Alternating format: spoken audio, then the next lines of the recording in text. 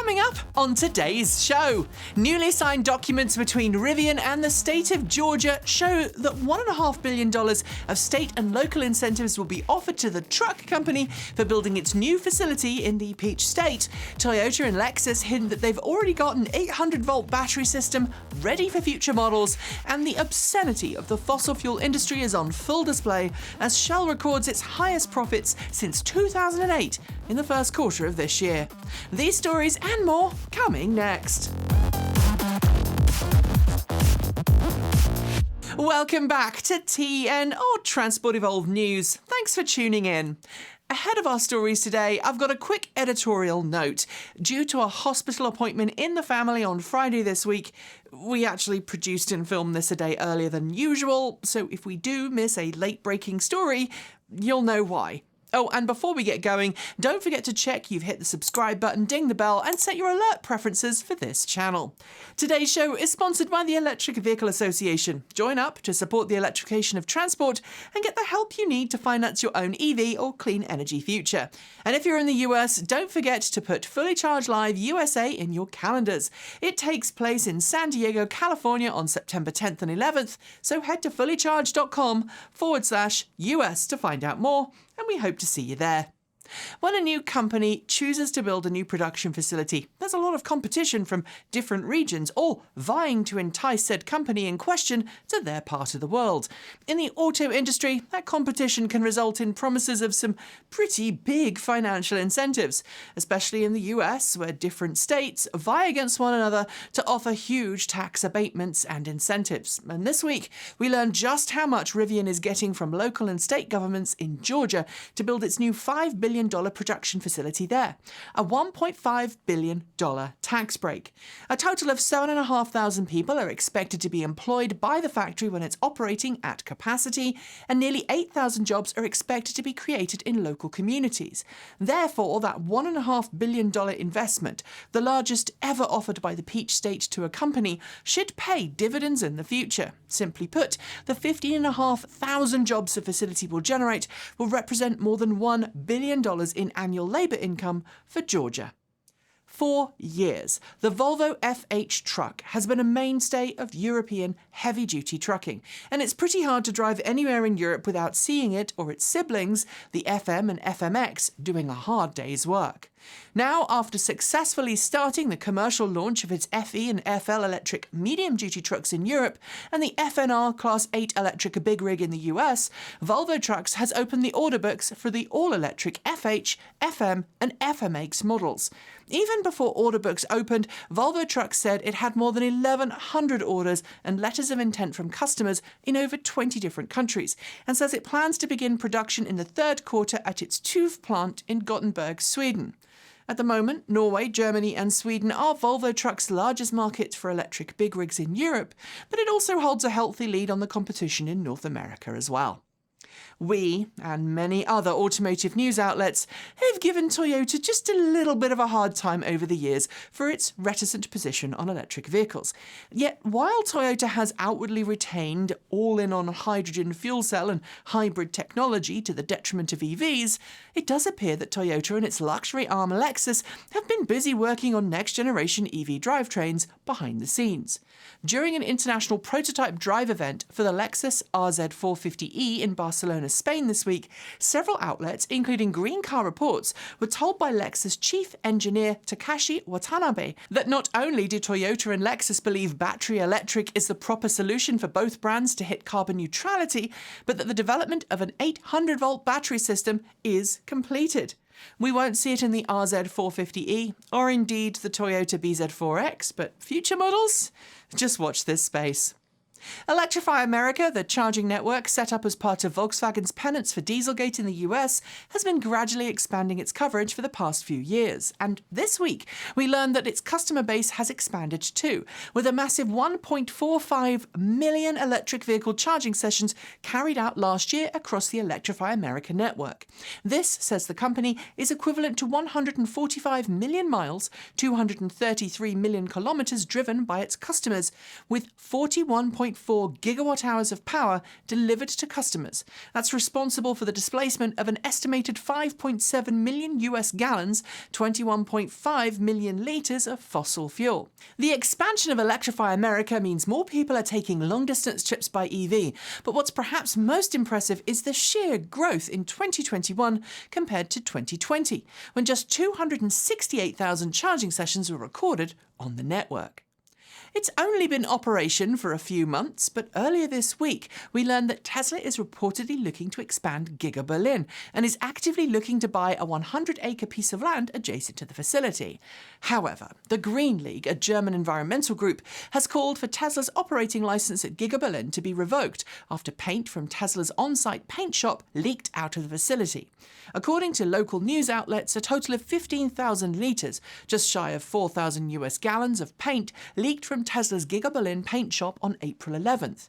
That leak was pumped out by a disposal company, but a few days later the Green League alleges a second leak occurred. While a local state filing on the incident says the paint did not get into the sewage system or groundwater, the Green League says Tesla's license should be revoked until it completes paving around the paint shop to prevent leaks from entering the aquifer. This one could go on for a while. We've seen a gradual increase in charging speeds for EVs over the last decade, with more and more automakers bringing new models to market capable of charging at speeds in excess of 200 kilowatts. But this week, electrical equipment manufacturer ABB installed its first Terra360 charging station, the most powerful charging station in the world to date. This new charging station was revealed in September last year and is capable of charging up to 4 vehicles at the same time. The name, Terra360, comes from the fact that it can provide up to 360 kilowatts of power with its modular design capable of intelligently sharing that 360 kilowatts between each of its connected vehicles. This is so much better than its previous generation units, which may have had multiple connectors, but still only let you charge one vehicle at a time. Volvo has officially refreshed its XC40 lineup for 2023 for North America, and like its sibling, the C40 Recharge, there were a few styling nips and tweaks throughout the lineup, as well as some new trim and paint choices, and not a cow in sight. Externally, there's now a new LED light cluster. LED matrix headlight-like technology is finally legal in the US, but what's really worthy of note are some important tweaks to range per charge. When the XC40 Recharge originally debuted, it was given an official EPA range of 208 miles, 335 kilometers. The new model year variant is now rated to 223 miles, 358 kilometers. Despite this range increase, it does keep the XC40 Recharge near the bottom of the EPA ratings per charge, but I'd guess that like the Polestar 2 it shares a platform with, further tweaks might be forthcoming in the future. We loved driving the Polestar 2, a review for which you can check out below, but we haven't driven the XC40 Recharge yet. Sadness. The automotive industry is, I'm sure you know, one where there's a lot of close partnerships between different car companies. In fact, if you get enough automotive journalists in a room together, you may end up playing the equivalent of the 6 degrees of separation game to see how easily you can join 2 different automakers together via a mutual third party. But while collaboration is the norm in the industry, there's also a lot of competition, and when one company works with 2 different firms who are not good friends, things can get difficult. And so it was this week when we learned that Hyundai, which acquired approximately 12% of Croatian EV firm Rimac back in 2019, has effectively been pushed out of the bed by Rimac's other big automotive lover, Porsche. According to the reports, Hyundai will finish its current electric sports car project with Rimac, and then the 2 companies will part company. Since Porsche and Rimac jointly own Bugatti, it's hardly surprising that Hyundai's been dumped, but that's got to hurt. One of the world's largest oil companies, Shell, made its quarterly earnings report public this week, showcasing Q1 earnings that were the largest since 2008, with an adjusted earnings of $9.1 billion US. Shell has literally been raking it in as families around the world have struggled to be able to afford fuel for their homes and vehicles. And even as oil prices have soared as the consequence of the illegal invasion of Ukraine by Russia, Shell, and I'm going to assume most other fossil fuel companies, have been raking it in. Not only does this highlight the sheer dystopian nature of the fossil fuel industry as it stands today, but it highlights that Shell and others, while acquiring EV charging networks, could be spending so much more on making EV charging more readily available. Sure, $9.1 billion wouldn't buy Elon Musk's Twitter, but it would buy, by my very conservative reckoning, at least 114,000 rapid charging stations. Have a regular job and the chances are you get a regular salary. Probably not enough, by the way, given how much inflation has been inflating of late. But if you're particularly high up in a company, you stand to get not only a very good base salary, but also bonuses based on how you or your company does. In the automotive world, some CEOs, like Elon Musk, opt to take a very low annual salary, but then earn very large payouts when certain milestones are met, such as Elon Musk did earlier this year, when Tesla had a really good quarter. And as we learned this week, he's not alone.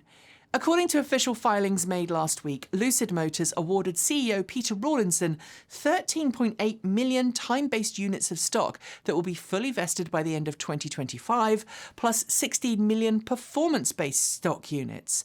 The combined value? An eye-watering $260 million.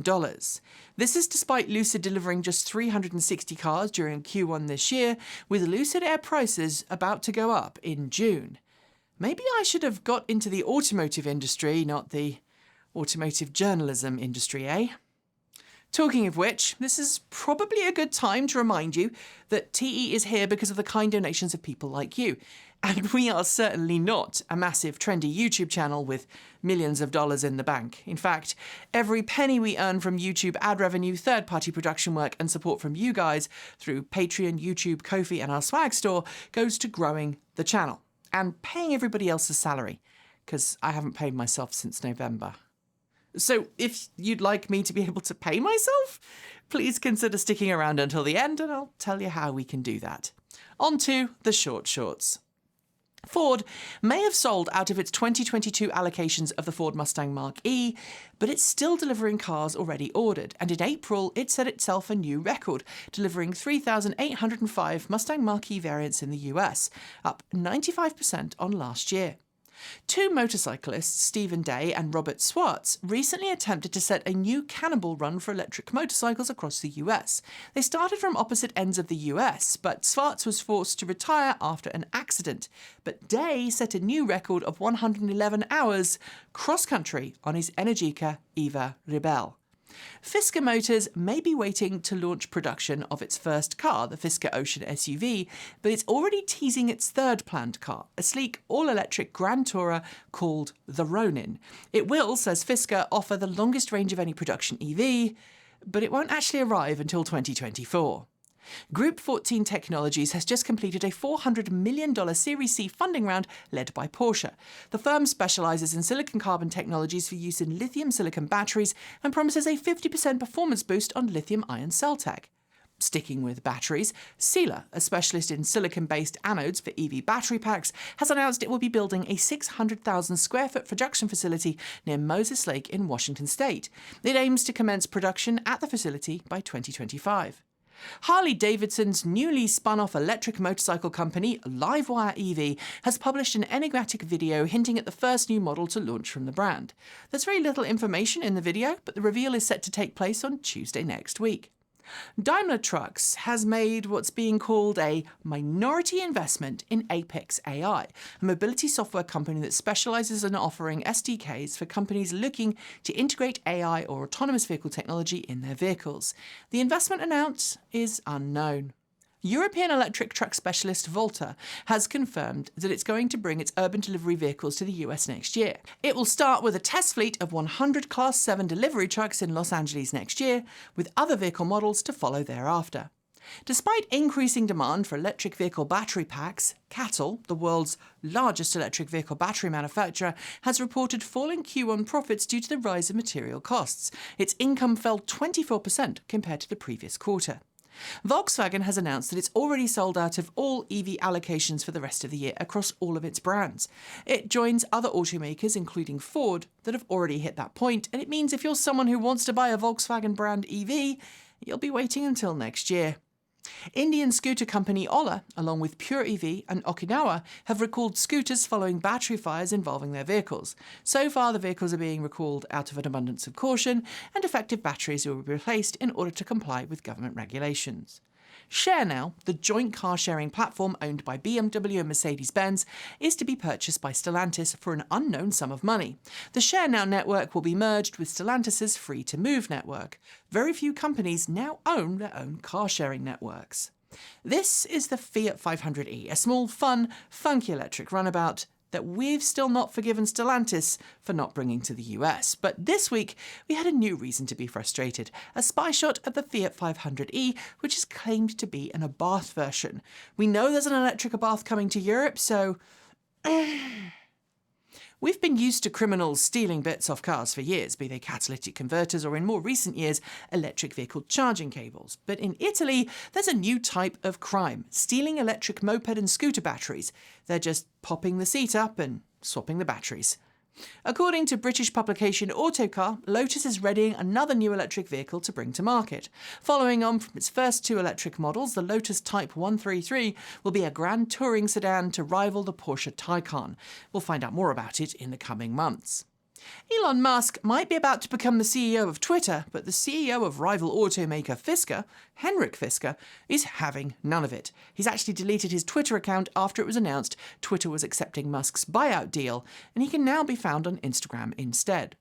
Ford has quietly made some pretty big changes to the Mustang Mach E in Europe.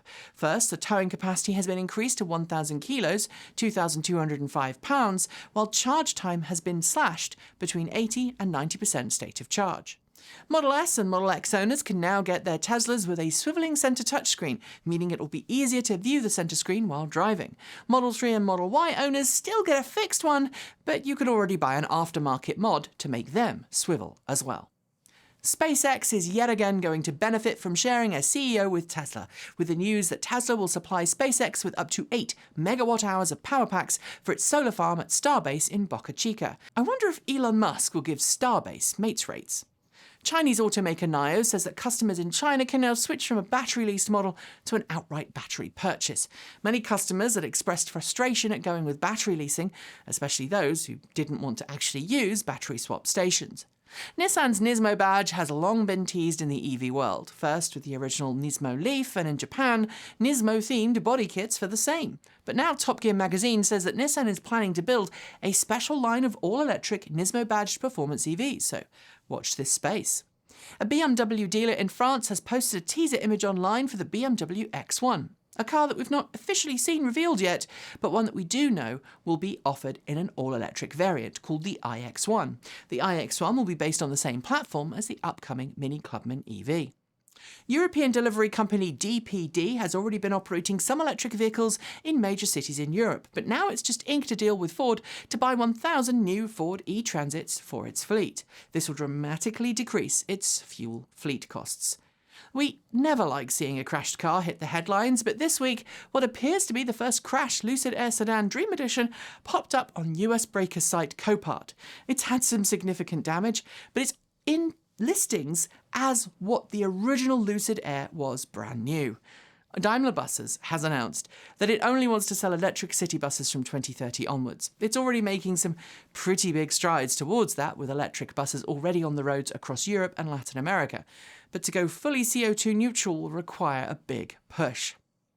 Samsung SDI has confirmed that it's accelerating its plans to bring solid-state battery cells to market. While it had originally targeted 2027 for market introduction, it's now accelerating that, partly due to commercial pressure from rivals, all wanting to be first to market.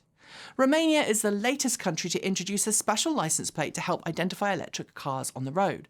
The new plates feature green lettering on a white background and are only available to zero CO2 vehicles, that's EVs and hydrogen fuel cell vehicles. Hot on the heels of a previous investment announced to help it on its way to electrification, Stellantis has pledged a total of $2.8 billion to transform its Windsor and Brampton plants in Ontario, Canada to EV and hybrid production lines. Norway has led the electric car revolution for a long time, but now its government is considering ending or reducing some of the perks that EV owners famously get in large cities. The reason? The government wants people to leave their cars at home, taking public transport and reducing congestion instead. And those are your short shorts. There will be more next week. We've long pulled the classic facepalm moment at some of the ways in which automakers have chosen to advertise electric vehicles over the years, and we've seen everything. Even the Chevy Volt dance. But this week, Ford launched a new ad campaign with a difference that we think is actually quite good. A campaign called What's in the Frunk? Aside from stealing the term frunk and making it look like Ford came up with it, not Tesla, the series of short ads focus on the different things you can carry in the F150 LIghtning's mega power frunk, and also what you can power from it. It's a great series and full of representation, diversity, and unique interesting things you can do with the onboard power that the F150 LIghtning pickup truck has to offer. And it got us thinking, we are hopefully going to be getting a Ford F150 LIghtning, assuming the financing works out, and I would love to know what you'd like us to try and power or do with the frunk in our F150. Leave your thoughts below. And finally, the Porsche Taycan Cross Turismo is a unique creature. Sure, it's based on Porsche's very expensive 4-seat electric Grand Tourer, but it also happens to be built as a real off-road capable performance car, complete with lifted suspension and multiple off-road modes. Targeted at more outdoorsy types than the standard Taycan buyer, there's plenty of cool features available, including an integrated bicycle rack. But this week, Porsche went one step further by revealing what it calls the Porsche Roof Tent Camping Experience. No, it's not a tent you can buy for your Taycan Cross Turismo, but rather a holiday experience you can book for a few nights as you travel through the Black Forest in Germany. The entire trip, 2 nights and 3 days, will set you back approximately $2,600. It's certainly different from most holidays, but if I'm honest, it's something I really want to do. And on that note, we are done for the day. But before I go, a huge thank you to the Electric Vehicle Association for sponsoring today's show. They've been advocating for electric vehicles since 1967, and they firmly believe that our future depends on us making the switch to clean, green electric cars today. The EVA can help you find someone near to you that can help you make that switch to electric. It can help you become an EV educator, and it can point you in the direction of monthly meetups for like-minded EV fans. And if you become a member, you'll gain access to a new clean energy and EV loan program set up between the EVA and the Colorado Clean Energy Credit Union. You can find out more by heading to electricauto.org. Don't forget to hit subscribe and the bell for this channel and our second channel, Transport Evolved Take 2. And if you're not already a channel member or Patreon supporter, please consider becoming one. Or you can send us a tip through Ko-fi or buy a cool t-shirt like this one from our cool swag store. And if you liked what you saw today, why not consider adding a super thanks to your comment on YouTube? It is super easy to do, super affordable, and it all helps our channel grow. I will be back next week with more Roundup Show news, but there will be awesome content for you to enjoy throughout the week, even though Michael and I will be out of the office. Until then, enjoy your weekend, and as always, keep evolving.